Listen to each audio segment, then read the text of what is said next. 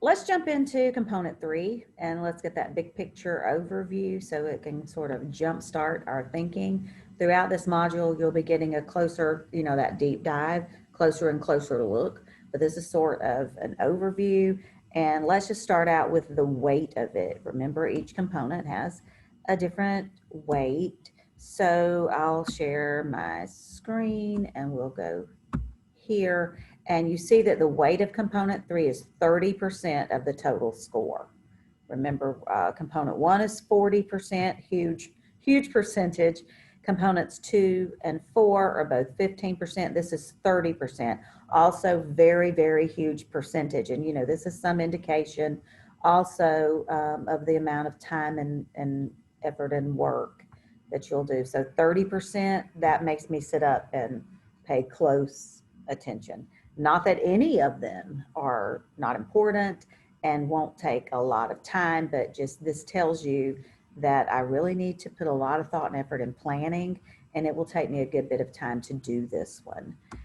So let's look, and as we know, each of the components also has a title, and the title of this one is Teaching Practice and Learning Environment. Oh, wow. So not just my practice has to meet the national board standards, but also my learning environment.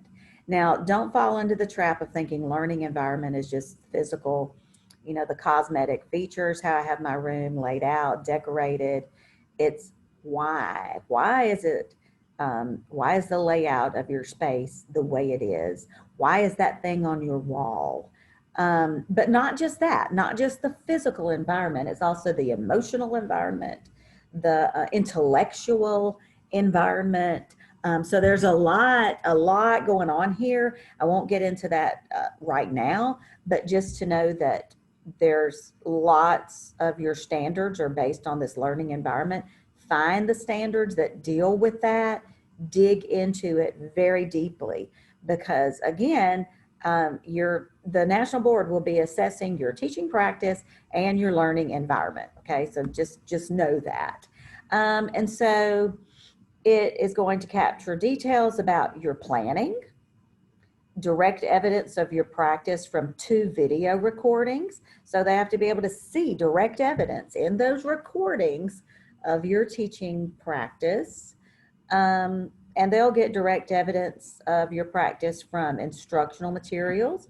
So you have to turn in some instructional materials. And then you analyze and reflect on the teaching that's displayed in the 2 recordings.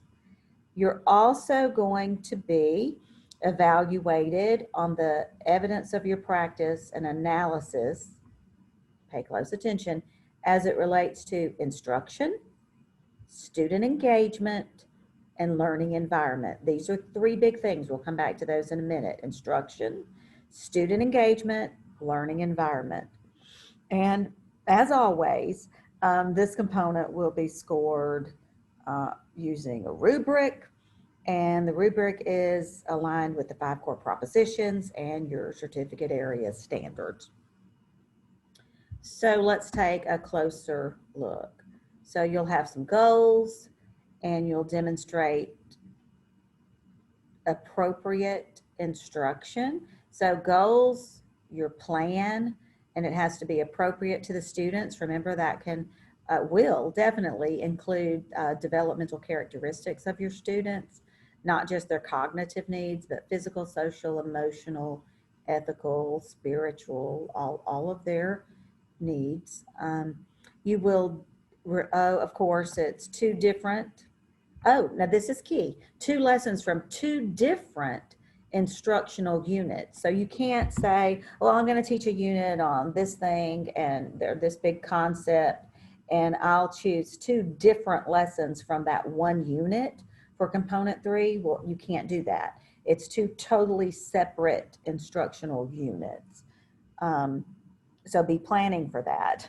Which 2 units that you teach are you going to take lessons from for this component? You demonstrate the teaching strategies that you use to help students meet the goals. You analyze your students' growth and development, and then you explain how this is all indicative of your instruction of whatever, math, reading, science, whatever it is that your certificate is. So an even closer look.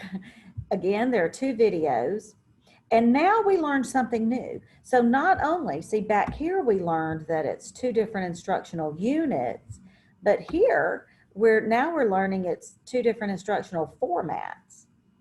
So let's say that one of my units, I'm going to film a lesson where I have students working in small groups, and I am walking around keeping those groups on track with guiding questions. My teaching looks like that, or it could be a whole group, some whole group instruction, or it can be I have a group of people at my table and I'm doing some things. But the key is what I do in one video for an instructional format can't be the same thing I do in another video. So not just different units, but different instructional formats.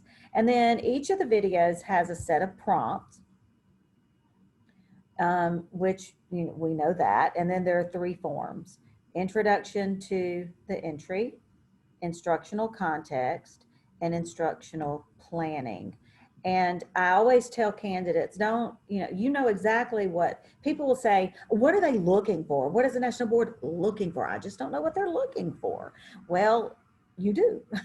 It's laid out quite clearly. It's not a mystery. Once you start digging into these instructions, which you will do later, this is what they're looking for. So this is the evidence that you provide here. It's your learning environment, student engagement.